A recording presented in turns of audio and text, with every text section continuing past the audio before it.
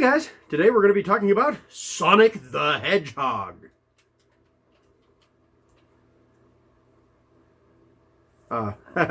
Not this Sonic the Hedgehog. I've already reviewed this actually. So that's alright. We're going to be talking about a different Sonic the Hedgehog. No. I'm not ready for this one quite yet. Just put that over there. Would you believe there's another game with the title Sonic the Hedgehog?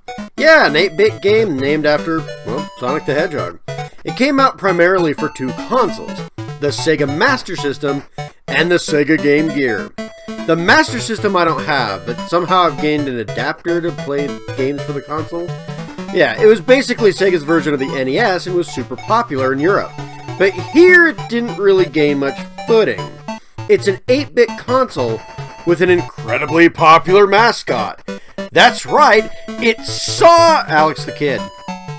Hey, he is getting a remake soon, so that's cool for fans of the series that Sega practically buried for years. Regardless, Sonic hit the Genesis. The Master System got some love too, since it was still popular in Europe at the time. Makes sense to me.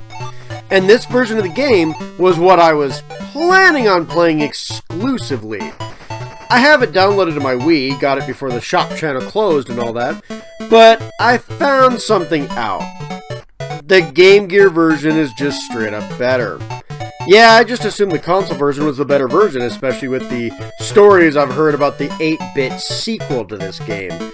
But no, this instance, the portable version of the game that came out later was improved upon to such a degree that it's literally the version I recommend more. As such, you will get footage from both versions. Regardless, now I get to show off this Game Gear I gained. It's broken, the screen doesn't work, but I got it with the Genesis and the converter and all these games for free, so I'm not about to complain about that. Thanks again to my friends who donated me this stuff. You guys need to get your streaming stuff together, send me some links so I can start plugging you guys. Anyway, the Game Gear is an 8-bit portable system built to outperform the Game Boy. This thing is a beast. A backlight, vibrant colors. Why is it so obscure now? Well, that's mostly because of the battery situation. Well, the Game Boy was also cheaper both out the gate and in the long run because it takes less batteries and holds a charge way longer. Due to that, the Game Boy buried the Game Gear. Sad, really. Sega was kind of ahead of its time back in the day, as some of these features became pretty standard later on when the tech was, cheaper. Regardless, I'm here to talk about a video game, and since this is more or less an abridged version of the classic Sonic the Hedgehog, I think my title is appropriate. Let's take on Dr. Eggman! Round 1.5. So, the plot is exactly the same as the 16-bit version of Sonic the Hedgehog. Shocking. Seriously, this is just the 8-bit version of the Genesis Classic. The reason this is getting a separate review is due to the levels, secrets, and some of the gameplay being very different. The story is literally the same, however, and it isn't given a different light like some of the portable Mega Man games or some of the Mario games that are portable. This is okay, but it still could have been different or added more. The only depth in the world building this game adds is a non-interactive map screen. It kind of shows where you are on this island, but not much else. Again, acceptable for what it is, but not really great either. Meanwhile, the game does actually look pretty good. On the Master System, there's plenty of detail and color for an 8-bit game, and Sonic himself looks pretty good. The music is really good too, taking into account the lesser sound card of the system. Some of the enemies are much smaller now, making them absolutely adorable, but I don't think that was done on purpose. Eggman looks pretty decent too, and the level themes are fairly generic, but still fun overall. The only issue going from this to the Game Gear is Sonic kind of doesn't have a nose, and the screen is quite a bit smaller. They add little signs in some of the levels to warn you of some of the drop-offs, which is definitely nice. Overall, both versions of the game sound and look really nice. not bad. Now, let's get into the gameplay for a bit. The gameplay is very similarly to the original Sonic the Hedgehog. The main difference is that the gameplay moves slower. No shocking point there. The other big difference is, unlike in the 16 version, this game doesn't allow you to pick up rings after you get hit. No matter how many rings you have, you lose them all in one hit. Since spikes ignore the small frames of invincibility after taking a hit, just act like they're instant death. Because they more or less are. Nothing is exactly wrong with the gameplay though. It's slower than the original, sure, but this is still speed and a momentum-based platforming. You still gain speed going down hills in a ball by running, building it up, and keeping it is still just as fun as in the other games. The biggest difference between this version of the game and the original 16-bit one, and the biggest issue, is going to be the level design. And even then, there isn't anything super bad about that either. The levels themselves are flawed, but not as badly as in the 16-bit game. Most of the levels have plenty of speed sections and hills for, ramping into rings. While the level design is either flat or built for exploration, it's still fun regardless. The platforming challenges can be a bit picky here and there, but overall it's still pretty fun. But there's some less than desirable gimmicks. Green Hill returns and it's just fine.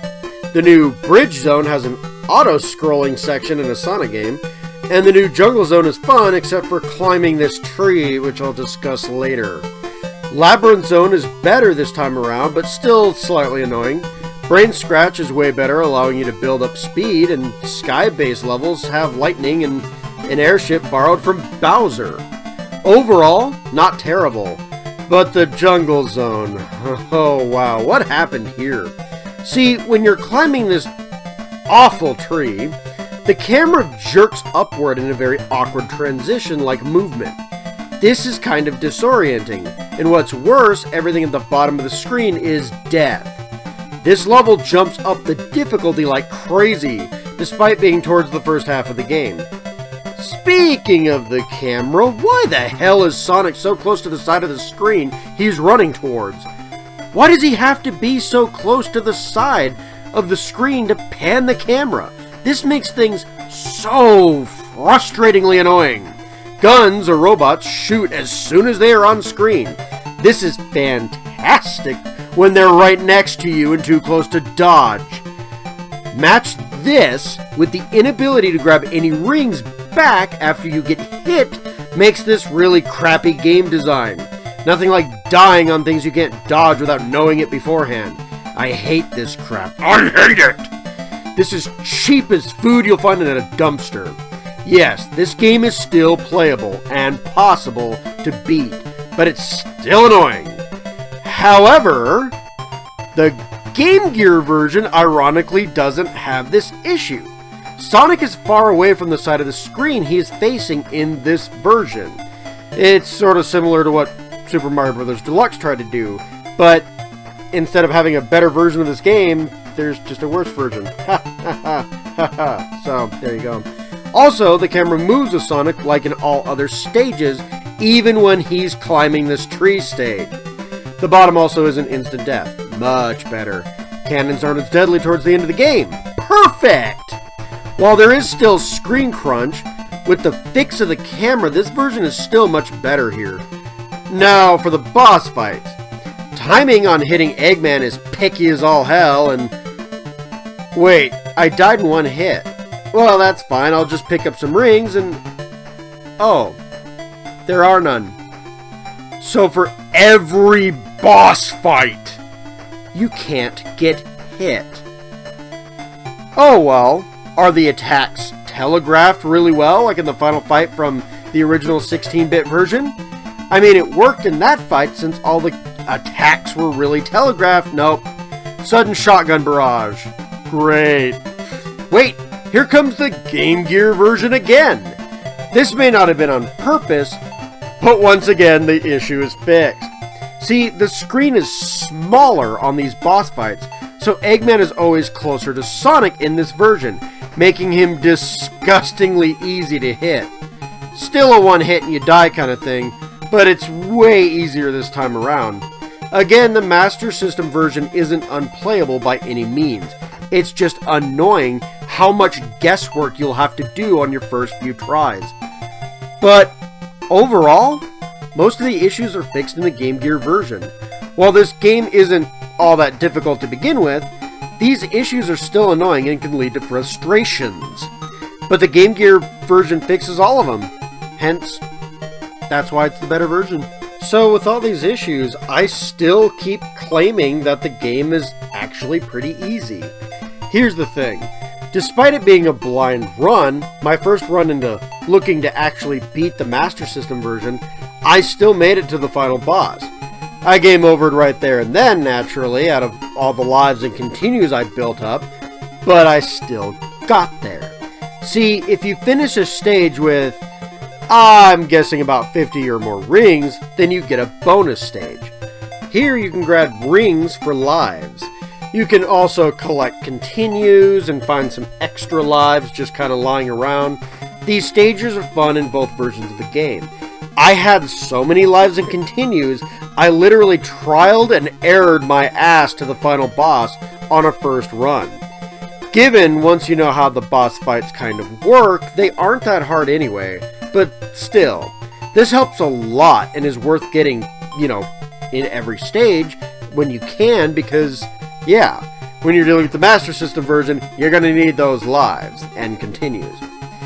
Although, I'm not going to lie, in the Game Gear version I didn't use one continue because, again, a lot easier. Now for the Chaos Emeralds. There's once again only 6 of them. They do nothing!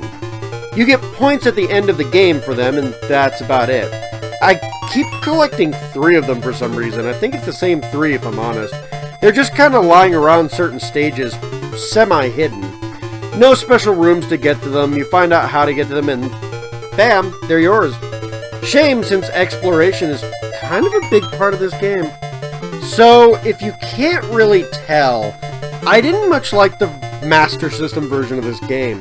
Yes, the screen is bigger. Normally, that's usually better. And it's great, but you only use about an inch of it most of the time. Meanwhile, you use more of a smaller screen on the Game Gear version, the version I enjoyed and actually recommend far more. Don't get me wrong, the Master System version of this game is perfectly playable. It isn't great by any means, but for an 8-bit Sonic game, I'd say it's just okay. And for all of those at home, okay usually means a 6 out of 10. Due to all the issues I had with it. But the Game Gear version is far better, especially for an old handheld 8-bit game. The game is decent gameplay, some good levels, and plenty of charm. Sure, the levels aren't perfect and the Chaos Emeralds are worthless overall, and the story isn't exactly different, but if you get a chance, try this version out. This is the one version that's also easier to get. You can only get the Master System version in a few outdated places, including the Wii Shop channel, which you can't get anymore, at least not officially. But the Game Gear version is the easiest to get. You can even get it right now legitimately on the 3DS Virtual Console shop. And now you can show Sega some money for this. Because honestly, for a handheld Sonic game in, the Game Boy generation, I'd say this game is great. 8 out of 10. Now, while it rates higher than the Genesis game did, that doesn't mean the game is better than the Genesis version. I'm just reviewing it based on what it is, which it's a handheld 8-bit Sonic game. It does what it sets out to do, and it does a great job at it. But there you have it. It was an interesting experience, and while I'm eager to dive into more Sonic Game Gear titles, next time we see the blue blur, it'll be with another Genesis add-on, the Sega CD. Until then, take care, my minions, and I promise I'm getting back into Zelda. My thumb is healed now, so I'm going to start back up on Spirit Tracks right away. Bye-bye.